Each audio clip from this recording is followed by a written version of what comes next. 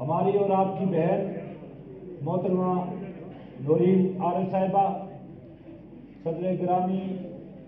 جناب شاہ غلام قادر صاحب، جناب راجہ محمد یاسین خان صاحب، جملہ یہ شارٹ کر رہا ہوں میں اس لیے کوئی مائنڈ نہیں کر رہا، جملہ قائدین مسلم لیگ نون، جگلڑی اور مضافات سے آنے والے میرے مسلم لیگی بھائیوں اور حلقہ بستی باغ کے مختلف گاؤں سے مسلم لیگ نون کے جو مندوبین اس پنڈال کے اندر ہیں، میں ان سب کو خوش آمدید کہتا ہوں اور ان کا شکریہ ادا کرتا ہوں۔ آج کی یہ تقریب راجہ محمد یاسین خان صاحب کی استقبالیہ کے حوالے سے تھا مسلم لیگ نون کی طرف سے، تو میں راجہ صاحب کے ساتھ شامل ہونے والے جگلڑی کے تمام مسلم لیگیوں کو خوش آمدید کہتا ہوں، انہیں سلام پیش کرتا ہوں، اور میں اپنے مسلم لیگ کے جانسار ساتھی جنہوں نے 2016 اور 2021 کے الیکشن میں مسلم لیگ کے پرچم کو بلند رکھا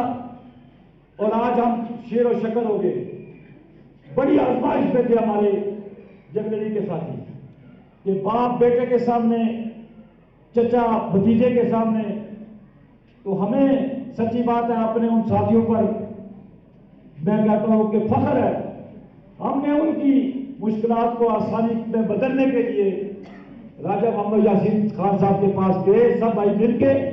اور ہم نے ان کو درخواست کی کہ جو آزمائش میں ہم سارے لوگ حلقہ بستی باغ میں پڑے اور خصوصاً جگلڑی کے اندر آپ ہماری مشکلات میں آسانی پیدا کریں اور اس جماعت میں شامل ہو جائیں۔ میں شکر گزار ہوں راجہ صاحب آپ کا کہ آپ نے ہمارے اور ہمارے ساتھی کی قدر کی۔ بات ہوتی ہے، ایک پیغام دے کر جانا چاہتا ہوں کہ بات ہوتی ہے کریڈیبلٹی کی، خدمت کی۔ میں 2016 میں آیا، غالباً یہی حال تھا، اور راجہ ریاض صاحب کدھر ہیں؟ راجہ صاحب، آپ نے ایک بات کہی تھی، آپ نے یہ کہا تھا کہ مناز صاحب ہم یہاں پر تعمیر و ترقی بہت بھی ہوئی ہے لیکن بہت سے علاقے بھی ابھی تک محروم ہے ترقی سے، لیکن اگر آپ ہمارے اس گرلز ہائی اسکول کو ہائر سیکنڈری اسکول کا درجہ دلائیں، کیونکہ ہم گزشتہ کتنے سالوں سے آپ لگے ہوئے تھے، 30 سالوں سے، تو ہم ہمیشہ ہمیشہ کے لیے آپ کے ساتھ پارٹی میں رہیں گے۔ یہ بات یہ کوئی فخر کی بات نہیں ہے کہ یہ کوئی اتنا بڑا کام تھا، لیکن میں نے جب آپ سب وہ سامنے دیوار پہ لکھا ہے کہ ہم معزز مہمانوں کو گرلز ہائر سیکنڈری اسکول جگلڑی آمد پر خوش آمدید کہتے ہیں جناب صدر، یہ ہماری اس خطبت کا منہ موڑتا ثبوت ادارے والوں نے لکھا ہوا ہے۔ ایک بھی ادارہ اپ گریڈ ہوا 5 سالوں میں۔